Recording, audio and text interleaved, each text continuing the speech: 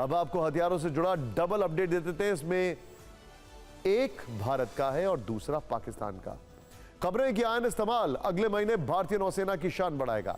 रूस में बने इस स्टेल्थ जंगी जहाज का आखिरी ट्रायल चल रहा है, तो उधर चीन पाकिस्तान को Z-10ME अटैक हेलीकॉप्टर देने जा रहा है। भारत ने संघर्ष के दौरान चीनी हथियारों का क्या हश्र किया था, यह पाकिस्तान जानता है, फिर भी बीजिंग से हथियार लेना उसकी मजबूरी है। ऐसा क्यों है, इसको हम आपको आगे बताएंगे। लेकिन यह साफ है कि ऑपरेशन सिंदूर के बाद भारत और पाकिस्तान दोनों अपने हथियारों का जखीरा तेजी से बढ़ा रहे हैं। जल, थल और नभ तीनों जोन में शक्ति बढ़ाने की रेस लगी है। जहां भारत को मिलने वाले आयन इस्तेमाल की बात करें तो सूत्रों के मुताबिक जून के अंत तक इसे भारतीय नौसेना के हवाले कर दिया जाएगा। 2016 में हुए समझौते के तहत कुल 4 युद्धपोत बनाए जा रहे हैं, 2 रूस में और 2 भारत में। पराक्रमी तमाल को भारत का आखिरी आयातित जंगी जहाज माना जा रहा है, क्योंकि अब हम अपने युद्धपोत को स्वदेशी तौर पर डिजाइन करने और बनाने पर जोर दे रहे हैं। सूत्रों के मुताबिक जहाज के कमिश्निंग क्रू में शामिल करीब 200 नौसैनिक फरवरी में रूस पहुंचे थे,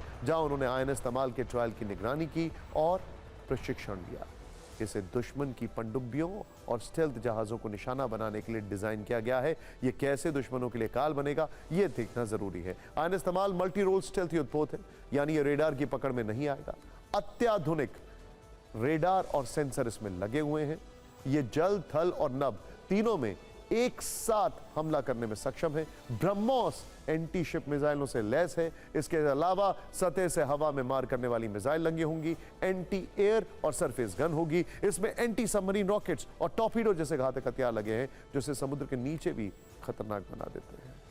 जहां तक रफ्तार की बात है तो इसकी स्पीड 55 किलोमीटर प्रति घंटा है। एक बार में आयन इस्तेमाल 3000 किलोमीटर की दूरी तय करने में सक्षम है। यानी आयन इस्तेमाल में वो तमाम खूबियां हैं, वो तमाम ताकतें हैं जो नेवी को और घातक बना देंगी। इस युद्धपोत के नौसेना में शामिल होने से हिंद महासागर में समुद्री शक्ति में इजाफा होगा। पराक्रमी तमाल की ताकत तो आपने देख ली। अब जरा उस मेड इन चाइना हेलीकॉप्टर की बात कर लेते हैं, जिसके मिलने भर की खबर से पाकिस्तान इतरा रहा है।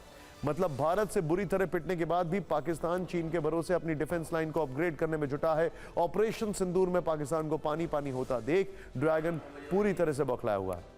वैसे भी पाकिस्तान की सुरक्षा में तैनात चीनी एयर डिफेंस सिस्टम HQ-9 को भारत ने जिस तरह ध्वस्त किया, उससे बीजिंग का घबराना तो बनता है। लेटेस्ट रिपोर्ट यह है कि चीन अब उसे Z-10ME अटैक हेलीकॉप्टर देगा।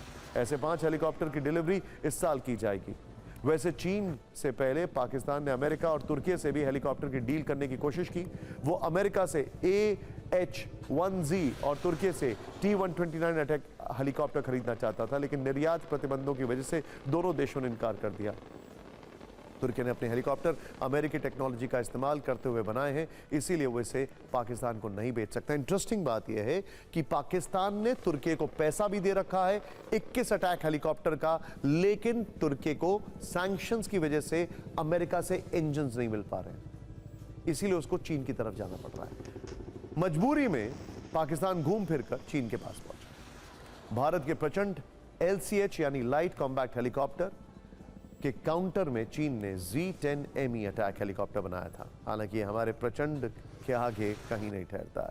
प्रचंड हेलीकॉप्टर 21,300 फीट की ऊंचाई पर ऑपरेशन कर सकता है, जबकि Z-10 की सीमा 13,000 फीट पर जाकर खत्म हो जाएगी। यानी चीनी अटैक हेलीकॉप्टर के मुकाबले प्रचंड बहुत ज्यादा ऊपर तक ऑपरेशन कर सकता है। प्रचंड को पहाड़ों का लड़ाकू कहा जाता है। इसे विशेष रूप से हिमालय की परिस्थितियों के लिए डिजाइन किया गया है, लेकिन Z-10 का संचालन हिमालय के क्षेत्र में कमजोर है, क्योंकि यह प्रचंड के मुकाबले ज्यादा ऊंचाई तक नहीं जा सकता है। प्रचंड में अलग अलग तरह के कई हथियार हैं, जैसे turret gun, hydra rockets, Mistral missile और Helina anti tank missile. Helina स्वदेशी फायर एंड फॉरगेट मिसाइल है, जिसकी रेंज 7 किलोमीटर से ज़्यादा है। वहीं Z-10 में तुर्की से UMTAS anti tank guided missile लगाने की तैयारी है, जिसकी रेंज 8 किलोमीटर के आसपास है। प्रचंड के जरिए बंकर को ध्वस्त किया जा सकता है, ड्रोन और दुश्मन के हेलीकॉप्टर को तबाह किया जा सकता है। वहीं चीन अपने Z-10ME हेलीकॉप्टर को अभी तुर्की की मदद से अपग्रेड ही कर रहा है। निष्कर्ष यह है कि भारत के प्रचंड हेलीकॉप्टर की सबसे बड़ी ताकत उसकी ऊंचाई पर ऑपरेशन को अंजाम देने की क्षमता है, जो उसे सियाचिन और लद्दाख जैसे क्षेत्रों में अद्वितीय बनाती है। वहीं Z-10 की क्षमता उसका भारी पेलोड और तुर्की हथियारों से संभवित अपग्रेडेशन हो सकता है, लेकिन ऊंचाई पर ऑपरेशन के मामले में वो दम तोड़ देता है। प्रचंड की यही ताकत मेड इन चाइना Z10 पर भारी पड़ती है।